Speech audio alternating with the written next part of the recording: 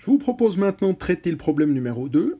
Il s'agit d'écriture de consolidation avec intérêt minoritaire. On nous indique qu'au début 2001, la société mère a acquis pour 400 une part de 75% de la société fille.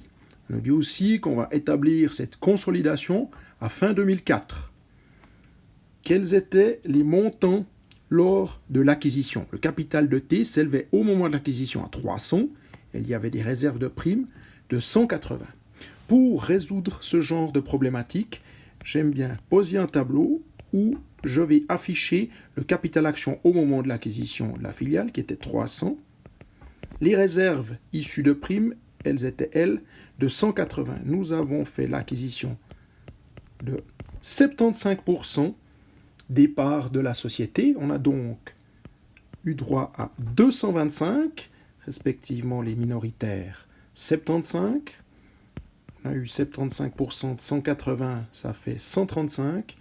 Et 45 pour les minoritaires, soit un total ici de 480, de 360 et de 120. Pour ces 360, la maison mère a été d'accord de payer 400. Il en découle donc un goodwill de 40. On nous dit dans la phrase suivante que le goodwill est amorti linéairement sur 5 ans. L'amortissement, il sera de 8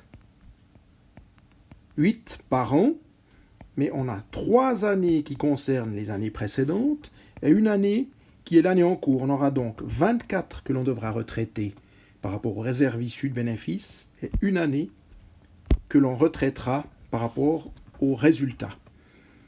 À ce niveau-là, on nous a aussi indiqué qu'il y avait une augmentation de capital de 80 avec un agio de 40. Donc une augmentation de capital de 80 avec un agio de 40 auquel la maison mère a souscrit en fonction de sa participation, donc 75%. Donc la partie de l'augmentation de capital était de 60 respectivement 20.